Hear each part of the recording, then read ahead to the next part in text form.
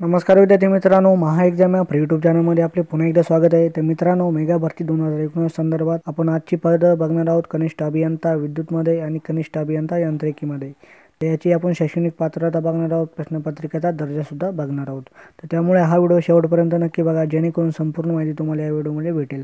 तसेच अजूनपर्यंत तुम्ही आमच्या चॅनलला सबस्क्राइब केलं नसेल तर चॅनलला लवकरात लवकर सबस्क्राइब करून घ्या। तर चला तर मग सुरू करूया आजचा व्हिडिओ।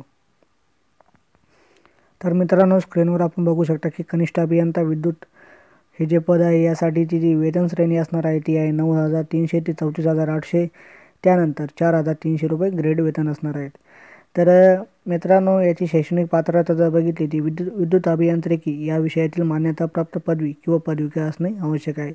3 वर्षाचा पाठ्यक्रम आणि परीक्षेचा दर्जाचा विचार केला तर मराठी 12वीचा दर्जा व विद्युत अभियांत्रिकी संबंधी प्रश्न असणार आहेत।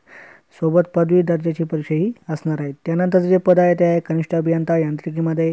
यामध्ये याचं वेतन सुद्धा बघितलं तर सेम आहे 9,300 ते 34,800 आणि ग्रेड वेतन सुद्धा सेम आहे 4,300 रुपये। याचा जर शैक्षणिक पात्रताचा विचार केला मित्रांनो, तर यंत्र अभियांत्रिकी या विषयातील मान्यताप्राप्त पदविका 3 वर्षाची असणे आवश्यक आहे। त्यानंतर परीक्षेचा दर्जा असणार आहे मराठी 12वीचा दर्जा असणार आहे। यंत्र अभियांत्रिकी संबंधित प्रश्नसुद्धा असणार आहे।